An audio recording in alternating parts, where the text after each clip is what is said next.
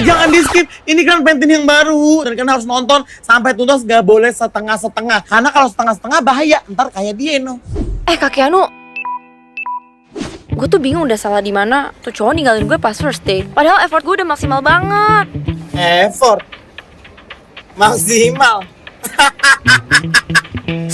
Dengerin, gue udah effort ngepoin zodiaknya, nyari tempat ngedate paling oke. Terus gue pilih gaya paling wow buat ngedate. Gak ada hasil.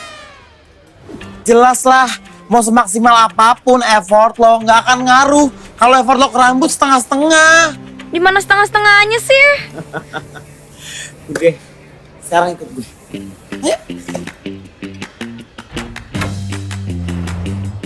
Udah belum ceritanya? Effort lo di sini setengah-setengah, makanya rambut lo kelihatan capek. Enak aja, gue sampoan. Biasa aja, gue cuma mau ngasih tau sama lo, hari ini sampoan udah nggak cukup tau nggak? Udah deh, sekarang lo nggak usah stres-stres, lo pulang sekarang, lo tenangin diri lo. Kalau perlu lo jalan-jalan ke Pulau Bali. Cakep.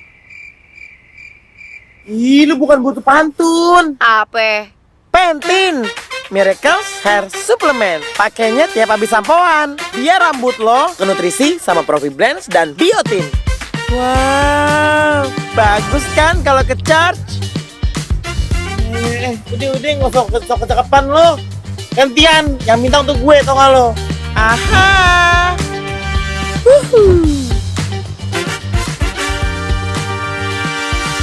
Tapi Kak Keanu kok juga setengah-setengah ya? Maksud lo?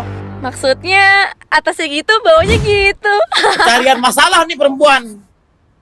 Gue udah nggak demen deh. Enak gue enak.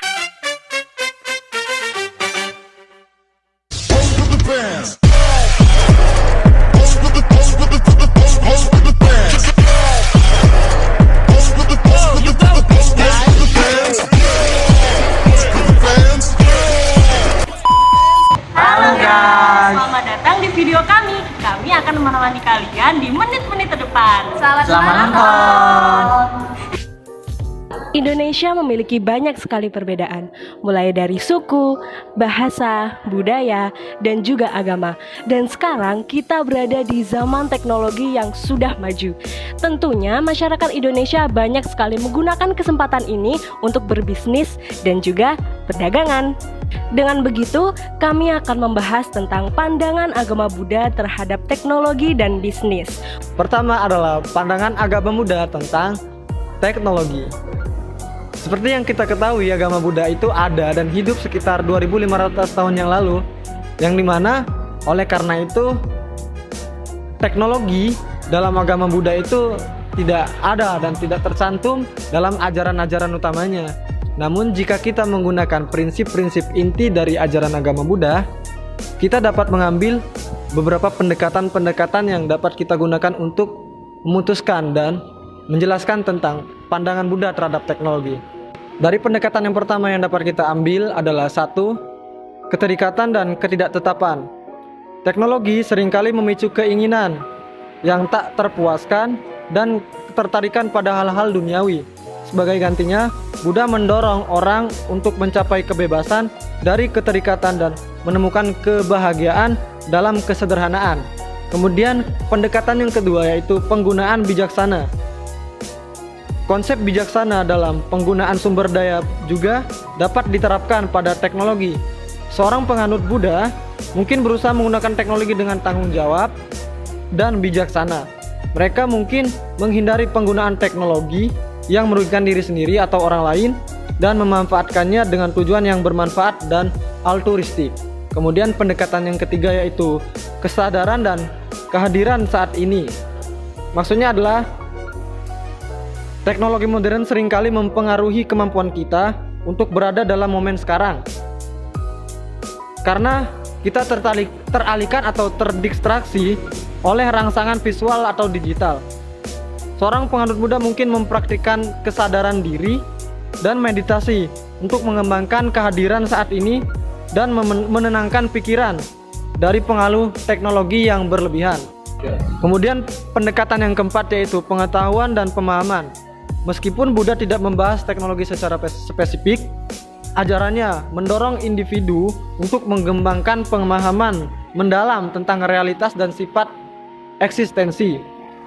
Hal ini dapat diterapkan juga pada pemahaman tentang teknologi. Sebagai seorang penganut Buddha, mungkin akan berusaha memahami dampak teknologi pada diri mereka sendiri, hubungan sosial mereka, dan alam semesta secara luas. Mereka dapat melibatkan teknologi dengan pemahaman yang kritis, serta menyadari batas-batasnya. Etika berbisnis dalam Buddha. Etika berbisnis dalam Buddha sendiri memiliki ajaran-ajaran dan prinsip-prinsip yang sesuai dengan ajaran agama Buddha. Agama Buddha sendiri menekankan beberapa kewajiban, yaitu kebajikan, kebijaksanaan, dan pemahaman bagaimana sesama makhluk harus saling menguntungkan. Etika berbisnis dalam Buddha sendiri memiliki beberapa prinsip-prinsip utama. Yang pertama, kebajikan dan integritas. Etika berbisnis dalam Buddha yang pertama menekankan pentingnya kebajikan dan integritas yang tinggi, yaitu yang memiliki praktik kejujuran dalam berdagang antar sesama makhluk. Yang kedua, yaitu keseimbangan dan kesejahteraan. Etika berbisnis dalam Buddha sendiri bertujuan untuk menciptakan kesejahteraan dan keseimbangan yang berfungsi untuk mensejahterakan karyawan, pemilik toko, serta pekerja-pekerja yang bekerja di toko-toko milik orang lain. Yang ketiga, yaitu tanggung jawab sosial. Etika berbisnis dalam Buddha sendiri menekankan bagaimana semua makhluk diberikan tanggung jawab agar untuk memberikan sumbangan terhadap amal yang dia punya kepada orang yang lebih membutuhkan. Contohnya anak-anak yatim dan orang-orang yang duafa dan orang-orang yang miskin di luar sana. Yang terakhir yaitu pengembangan diri. Pengembangan diri dalam etika berbisnis di sini bertujuan untuk makhluk belajar tentang bagaimana cara mereka mengetahui spiritual mereka atau belajar tentang batin mereka dan mendekatkan diri kepada Tuhan mereka, yaitu Tuhan yang mereka percayai.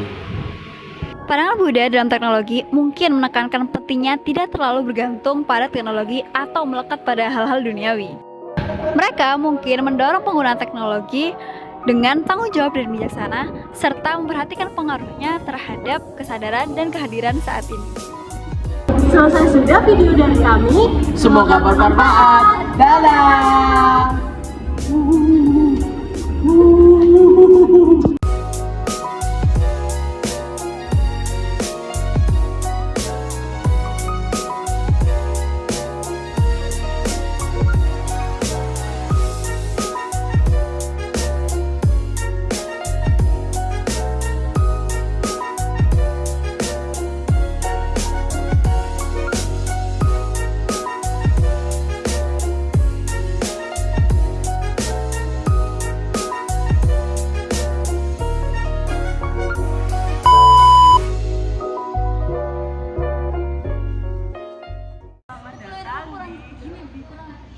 Ini lo cari lah. Oh gini. Ya kita diam aja. Pacar itu. Gini. Aku. Ayo. Serius.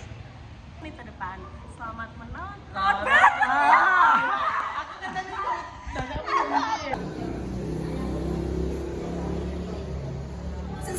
Kamu lagi hitung 1, 2, 3. Kita tentang teknologi. Kalimat terakhir terus ya. Pengen dipotong ya wajah. Pendekatan prinsip-prinsip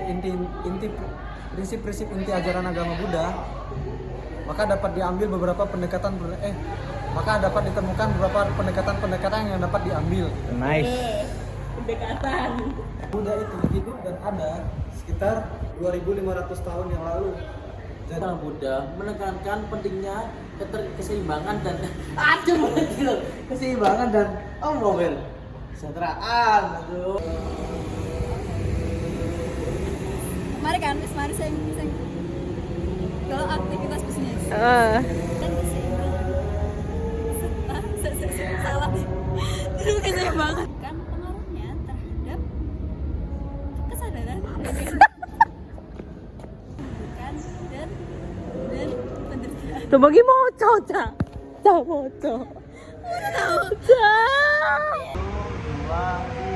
Selesai sudah video dari kami. Semoga bermanfaat. Dadah.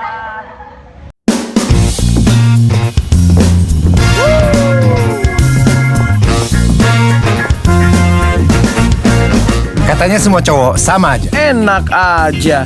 Kita beda. Karena samponya beda. Head and Shoulders. Udah nggak cocok, pulang yuk.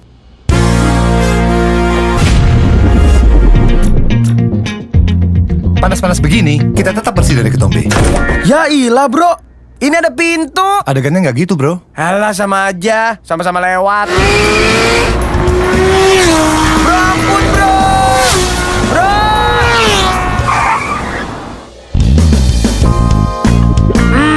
Gak bisa. Sini gue bantuin. Ya. Pakai helm siren jadi ketombean. Kalau kita sih tetap bersih dari ketombe. Ya iyalah, cowok beda gitu loh. Gimana guys? Aku udah mirip sama Jo Salim belum? Mantap. Bro, Joe Taslim, bro. Oh iya. Salim nih, Salim. Nah.